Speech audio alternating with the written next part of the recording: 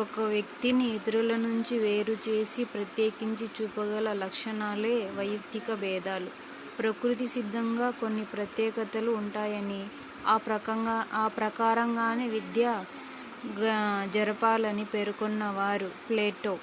వ్యక్తుల భౌతిక భేదాలే కాక మానసిక భేదాలను కూడా గుర్తించి వారి వైయక్తిక భేదాలకు అనుగుణంగా బోధనా వ్యవస్థ ఉండాలని రూసో పేర్కొన్న గ్రంథం ఎమిలీ, డెమోక్రసీ అండ్ ఎడ్యుకేషన్ అనే గ్రంథ రచయిత జాన్ డూయి.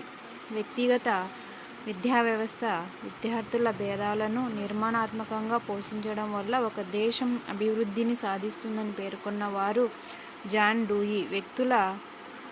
వ్యక్తులలోని తేడాలను తెలుసుకోవడానికి శాస్త్రీయ దృక్పథంతో పరిశీలించిన వారిలో అగ్రగణ్యుడు సర్ ఫ్రాన్సిస్ గాల్టన్. మానవ శాస్త్ర పరిశోధనాలయం స్థాపించిన వ్యక్తి Galton. Inquiry into human faculty and its development అనే గ్రంథ రచయిత గాల్టన్. గాల్టన్ వల్ల ప్రభావితుడైన అమెరికా దేశ శాస్త్రజ్ఞుడు క్యాటిల్.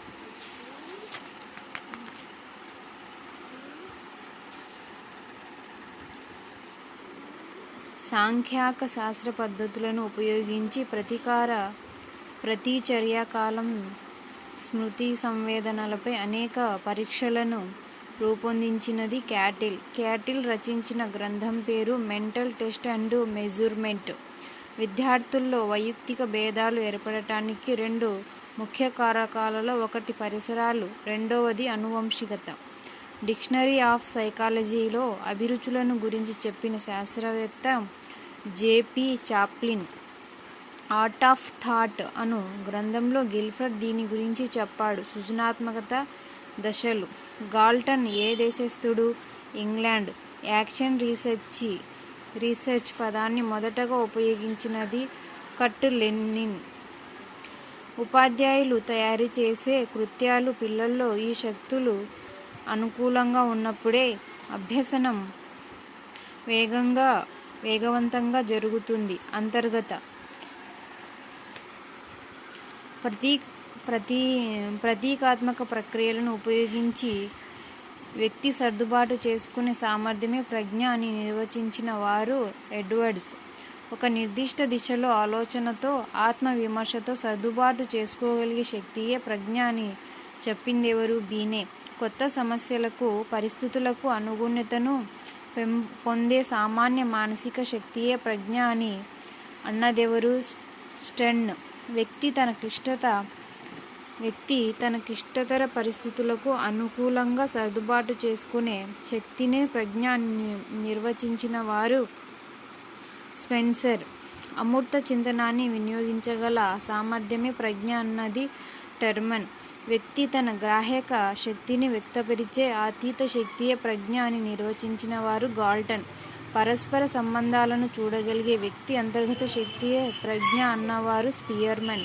ప్రజ్ఞ అనేది నిర్మాణాత్మక చింతన సామర్థ్యమని, దీని ద్వారా రకరకాల ఆలోచనలను సమన్వయం చేయవచ్చునని నిర్వచించిన వారు సెరిల్బర్ట్. థార్ండైక్ అనే అమెరికన్ విజ్ఞాని ప్రజ్ఞలో పేర్కొన్న రకాలు 4. ప్రజ్ఞ అంటే కష్టతరం, క్లిష్టతర, అమూర్తం, పొదుపరితనం, గమ్యానికి చేరుకునే సర్దుబాటు, సాంఘిక విలువలు, సృజనాత్మకత మొదలైన లక్షణాలు గల కృత్యాలను చేసే వ్యక్తిలో గల సామర్థ్యమని చెప్పినవారు స్టోడార్ట్. ప్రజ్ఞ ఏకకార సిద్ధాంతాన్ని ప్రతిపాదించినది Stern.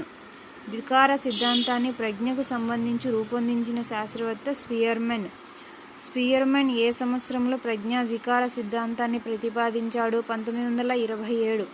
The abilities of man గ్రంథ రచయిత స్పియర్మన్ ప్రకారం మానవుని ప్రజ్ఞ జీ కారకంతో పాటు ఉండే మరో కారకం ఎస్ కారకం.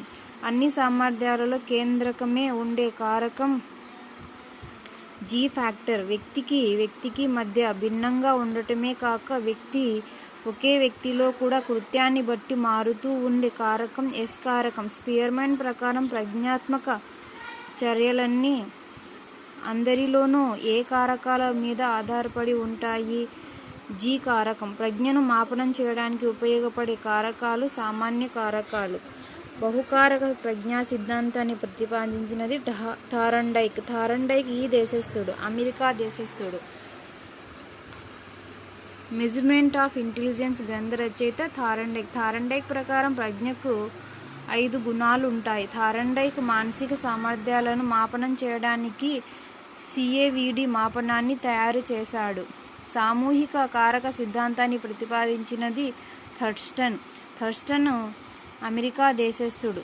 మల్టిపుల్ ఫ్యాక్టర్ ఎనాలిసిస్ గ్రంథ రచయిత థర్స్టన్. ప్రైమరీ ఎబిలిటీస్ అనే గ్రంథ రచయిత థర్స్టన్. మానవులలో ఎన్ని ప్రాథమిక సామర్థ్యాలు ఉంటాయని థర్స్టన్ పేర్కొన్నాడు? 7 ప్రాథమిక సామర్థ్యాలు ఉంటాయని థర్స్టన్ పేర్కొన్నాడు. సహజ సామర్థ్య పరీక్షలకు ఎవరి ప్రజ్ఞా సిద్ధాంతం ఆధారమైంది? థర్స్టన్. ప్రజ్ఞా స్వరూప సిద్ధాంతాన్ని రూపొందించినది గిల్ఫర్డ్. వీరి అభిప్రాయం ప్రకారం ప్రజ్ఞ 3 విశేషాంశాలతో ముడిపడి ఉంటుంది. గిల్ఫర్డ్ ప్రకారం ప్రజ్ఞకు కారణమయ్యే కారకాల సంఖ్య 120.